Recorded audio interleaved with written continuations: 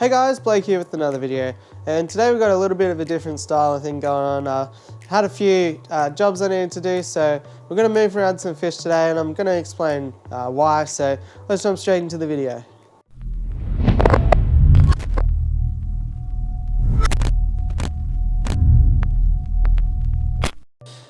Okay, so these are one of the fish here that I'm going to move around. I've got these sunset platies in here that I was just playing around with to see if they'll breed true. They're not really breeding that true. There's some red wag mixes in there. So just because I've got the dragon guppies, the red mosaic guppies, pea puffers, I thought I might put the white tuxedo guppies down here. I will leave the platinum half-beaks in here as well, which that'll be fine. I think that will look okay having the white tuxedo guppies and the platinum platinum half-beaks in there. So what I'm going to do is pull out everything here, net out all the platies I can find. There'll probably be some babies in there that I'll miss. And then we're going to move them then we're going to move them somewhere else that I'm not quite sure of yet. Or maybe they'll have to go to the shop, but I'll still have to store them somewhere in the meantime. Actually, they might end up in here. In here we've just got 4 of these Luminatus pseudomogals. So I'm not really liking them down here because I don't really get to look at them very much. So I might find another home for those and we'll put the platies in here. Maybe I'll try those Luminatus in with the pea puffers because I think they'll be too fast for the puffers to nip, and similarly they're not going to cause the puffers any drama. So what we're going to do, just in summary, net out all the platies from here, move them down over to there, net out all the Luminatus from there, bring them up to the pea puffers, and then all the way around this side. I'll show you why I'm moving the tuxedo guppies. They're in there, so I never get to see them, and I don't really like that size tank for a bunch of guppies, which I'm trying to breed, so that's the idea there. Let's get straight into it. As you can see, there's water everywhere and I got a bit too excited, so I'm just going to do a super quick whip around of the whole fish room, let you know what's where and why I've moved them across. So I've got the Aquamates Endlers in here with these Epistogramma agassizii Phi golds. I've got these golden wonder killifish and a giant spawning mop blocking all the view, but behind there is these pair of Epistogramma cacatoides. In here are the rest of the cacatoides grow out and a single betta. In here, what do we have? Can't remember. Oh yeah, we got a pair of the Panduro, and in here we've got all of the McMasterized again. So I did move the fry down here for a little while, but since then I've had next to no breeding action in here, so I'll just throw the whole colony back again. We'll wait for a pair to come out and see what happens there, but I think I've got a lot of males, which is a bit of a drama.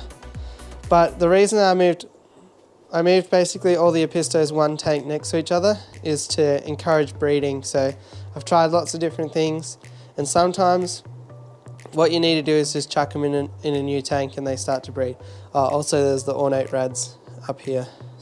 So down here I've got one pair of McMasterii, which I don't actually think it's a pair, I think it's a male and a sneaker male. I moved the angels down here again because I want to breed some more out. And oh yeah, so the other thing is I moved the angelfish fry out of here. In here there used to be convict cichlids and the flower horn, and when I pulled them out I realised they had fry, so for some reason I decided to put the fry in this box, just raise them up for fun I guess. But yeah, hopefully we'll breed the angelfish out again. Then, as I sort of discussed, I've put all the platy fry in here for now, and they're next to the Crebensis that Aquamate gave me again. In here we've got the Daisy's rice fish, and that's a koi betta that I picked up the other day. Is that right, koi? Yeah, I think so.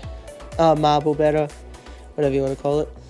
And so yeah, great little tank. So that's where the there is baby Daisy's rice fish in here from when I packed down the ponds as well. So that's this rack. Up there's the honey blue eyes from when I packed down the ponds. We've got the Bloody Mary shrimp up there and one better. We've got the pygmy cories in here and the better rubra in here. We've got the koi tuxedo guppies here, which we might be able to have a bit of a look at.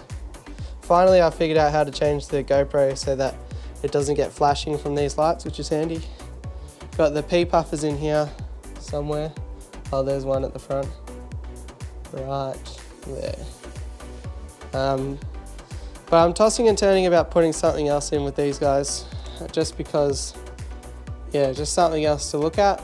But definitely still love the pea puffers, but 4 pea puffers in all of this tank seems like a bit of overkill. While the best bet is if I breed them, then then that will help. So down underneath we've got the white tuxedo guppies, and they're all hiding at the moment because I just put them in. We've got the, oh, there's one there. She's gone. Anyway, you'll have to take my word for it. Got the platinum half beaks. Oh, there's one. I'll have to just bend the camera up. And he's gone. Oh yeah, there. So there is a bit of yellow coming through on the tail of this one, but we'll see how we go with breeding. Might just have to give it a few generations. So this is a really cool tank as well now, I think, with the platinum and the white tuxedos. Over here we've got the peppermint bristlenose down the bottom and the dragon guppies up the top. Probably sell a few of these. They're getting to that point now, the tank's pretty crowded. So that will go on Gumtree pretty soon. In here we've got the CPDs and the Caridina and Neocaridina shrimp. And this tank is doing really well at the moment. I'm pretty happy with how that's going. Over here we've got these Ginga rubra endlers and a bunch of spotted blue eyes, as well as this other male koi betta, which is a real stunner, but he's a real angry fella, so he doesn't want to breed for me. Got the stingray in here, the striped silver dollars and the Saratoga, and they're all doing really well. I'll probably need to take out some of this wood soon. And in here, this is where I moved the convicts to. We've got the Jack Dempsey here, the flower horn, and orange head geophagus, convicts, and the jag is over here. The jag always just hides in the sponge filter, which is strange. I thought he would actually be a bit of a boss, but seems to be a bit scared. But he was always like that even before I put the flower horn and the convicts in there, so not sure what his deal is. He must be just settling in. Then we've got the discus tank, Bosemani rainbows, Praecox rainbows, and half of the angelfish fry. So I thought they were big enough now to be able to come in here, and they'll probably have a big growth spurt now that they're in a bit of a bigger body of water. The other half of the angelfish went over to this planted tank here. There's my 2 leftover large angels. We've got some red rainbows, some, what are they called?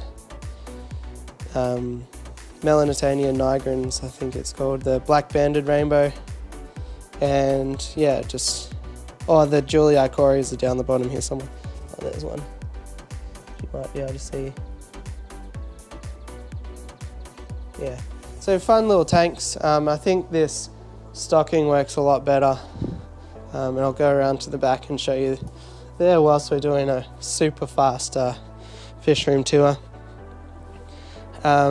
This is a scape that I'm setting up soon. I'm talking with some people to give me some supplies to get that going, so that'll be exciting. This is the dry start method, which is starting to grow in pretty nicely.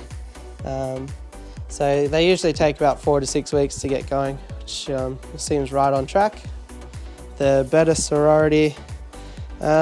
This one, I need to get some actual aqua soil, because whatever this plant is planted on is got a lot of wood and stuff in it, so it keeps lifting up, but basically I'm not happy with how anchored they are, so I'll probably just get some more aqua soil soon and just sprinkle it across to sort of weigh it down a bit more, let the roots establish a bit more before it all just does exactly this and floats up. But the actual betta sorority is going fine. 7 female bettas in here, and yeah, seem to do a good job. Down here is where the white tuxedo guppies were. There is a bunch of fry in there, which I didn't bother to try and net. I figure they can just grow out here. And then bristlenose plecos down there with no light, but that doesn't bother them. And then the last tank here is the emerald rasbora tank. I did move the 2 luminatus rainbows in here. It turns out I only had 2, so I don't know what happened to the other 2. So yeah, 2 luminatus rainbows and about 16 emerald rasboras and 1 betta. And this tank is doing really well. Gave it a fair old haircut the other day, so keen to see it grow back even bigger and bushier than before. So there you go, guys. What started off as a quick job vlog, I guess, to move some fish around, turned into a bit of an impromptu fish room tour. So hope you enjoyed this one. Often people do ask me where things are at in the fish room and to do tours like this, so let me know if you enjoyed. If you saw any fish that you were a bit curious about and you wanted me to do maybe a species spotlight or some more information on those particular fish, maybe a breeding guide, something like that, certainly drop a comment below and let me know, and I'll be happy to oblige. So hope you liked this video. If you did, please like, subscribe and all that fun stuff, and I'll catch you on the next one. Thanks for watching.